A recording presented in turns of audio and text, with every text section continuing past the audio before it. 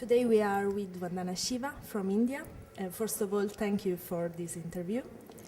And the first question, why do a man choose the power of technique instead of trusting his own tradition? I think the reason technology as hardware, technology as artifacts, as human material production has started to dominate our lives and has started to dominate our trust is because an ideology has been created around it. If you were in the Middle Ages and you asked, why do the ordinary people trust the church so much? It was because the church had constructed a world around it, that all taxation worked through it, all scholastics and learning worked through it. That's exactly what has happened with technology, because those who use technology as an instrument of power then separate themselves in the public mind from that technology, give technology a life of its own, turn it into the modern day religion and church, and through it create doubt in our tried and tested technologies, which have served us very well, but they aren't violent, they aren't big, they work according to scale, the ecological scale and the human scale. So the domination of technology is very much a result of corporate control over the means of production. What is the influence of Vedic classical Indian philosophy in your thought? I'm a child of modern scientific teaching. I did my PhD in quantum theory. I'm not a classicist. I haven't read in my childhood any of the important texts. But as my work in ecology has grown, I of course try to figure out, what did they say about trees in the Vedas? What did they say about rivers? What did they say about vegetables, which is something I'm doing right now?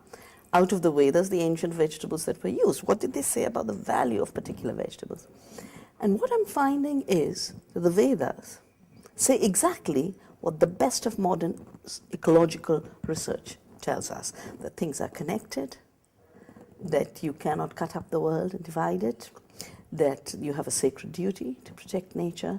So that part of our tradition, to me, has become increasingly important. My work on stopping the privatization of water in Delhi was inspired deeply by the sacredness of the Ganga, because it was the Ganga that would be sold.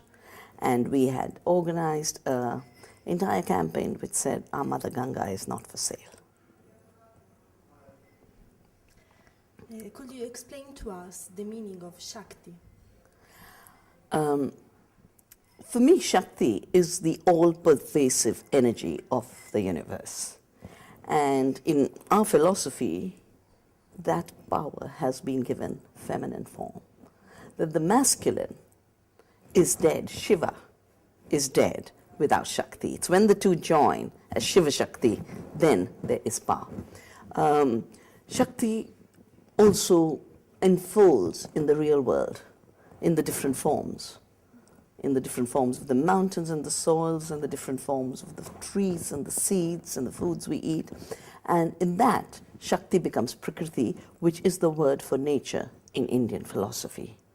So even nature is an expression of the basic, universal, creative force. It's interesting that now with modern ecology movements, Gaia is a word being associated with the earth. We now don't see the earth as dead anymore. We recognize she has her own self-organizing capacity. People like James Lovelock, without hesitation, use the word Gaia. Now, Gaia is just a Greek name for Shakti, as Prakriti. But it goes deeper. And that deeper sense, I think, is so important for our times.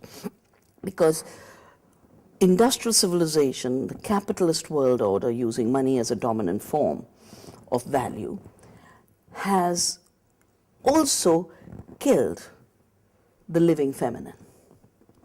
It has killed it, of course, by subjugating women, but it has killed it in men also.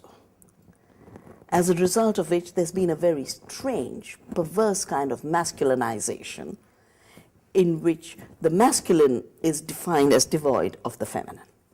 And everything sustaining, everything about caring, everything about thinking of the good of all, everything about thinking of the good of the long term, it's all defined as effeminate values. And for some reason, in Europe, a few hundred years ago, there was such a fear of the feminine, which is why we had the witch hunts, which is why the word effeminate got associated with holistic knowledge. The word effeminate got associated with loving language. In India, the colonizers created wars over which language is effeminate and which language is masculine. For me, of course, it's so important that our most important leader for our freedom movement, Gandhi, used to say a daily prayer. Actually, he used to say many prayers. One that said that all religions are equal, but you must have a commitment to faith. Second prayer was, you cannot be spiritual if you do not know the last person. That it's divinity in the most unprivileged person. That is the test of true spirituality. Another prayer he said daily is, make me more feminine. There's a man saying, make me more feminine. Do you think science could find the truth about human nature? A science that is modeled on the artificial worldview of mechanistic philosophy that assumes that the world is out there and I'm out here, and somewhere from above the skies I get objective truth leaping at me, that cannot ever find the truth about nature or humanity. The reason we have such a deep ecological mess is that reductionist mechanistic science has not been able to relate to the world as it is, a connected world, a living world, a regenerative world. It has butchered up nature, and knowing human beings, knowing us, is even more complex. I think this, the knowledge, the path to knowledge, that will give us better knowledge of nature, better knowledge of who we are, what we are here for, comes from holistic knowing, holistic science. And that kind of science must be connected with time-tested knowledge systems of excluded communities. In fact, we are producing a manifesto through the Commission on the Future of Food, and Caroline Lockhart, who's the coordinator, is sitting right here with me. Our next manifesto is going to be on the issue of knowledge and science. What is the gap between modern science and your project?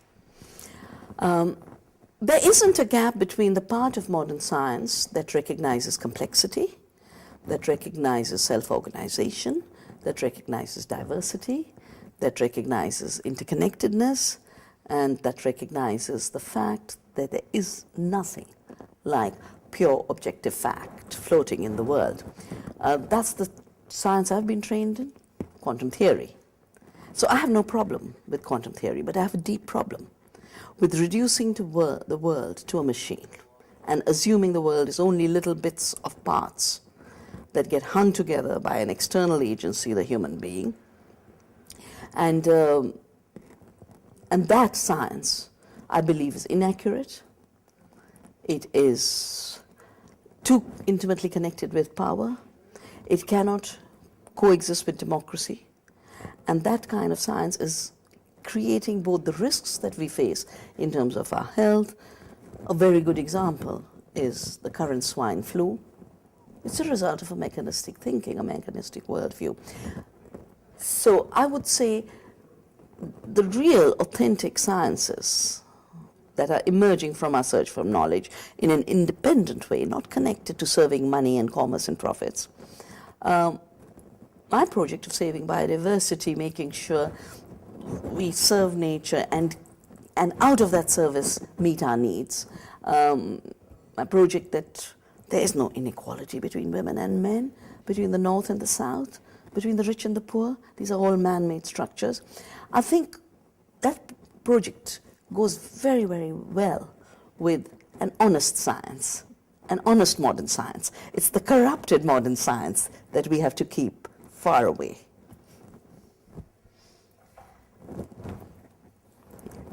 last one. Okay, thank you. What is the most important moral or spiritual value in India can offer to the Western world? I think the most important spiritual value India can offer to the Western world is God does not sit with a beard up in the skies. God and divinity is everywhere. And she has to be recognized for respecting nature. And that's why when we say our peace prayer is, may the peace of the sky, may the peace of the water, may the peace of the soil, may the peace of the vegetation, may the peace of space, empty of everything else, may all that peace be with you, because all of it is charged with sacredness. There is a risk India can lose its tradition. Well, there is a risk that India's living traditions of respecting nature, of ensuring that the resources of nature are shared, could be perverted. It could be perverted by taking on the political fundamentalist religious form, which we are seeing, which does not look at the content. It is as quick as cutting down a sacred banyan tree or a sacred peepal tree as anyone else for building the next highway.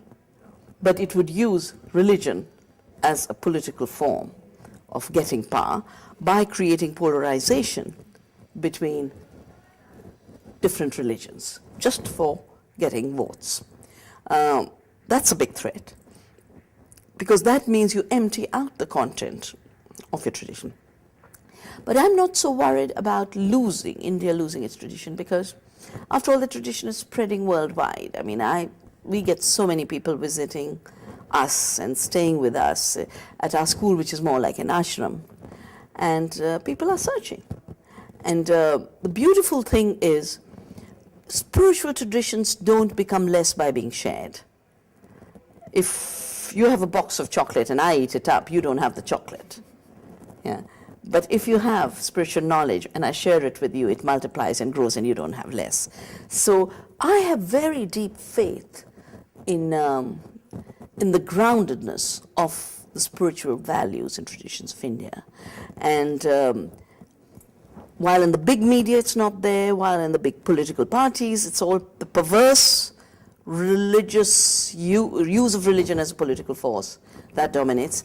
But I think at the level of people themselves, people realize that you cannot live on consumerism alone, especially in a land where most people aren't allowed to consume anyway.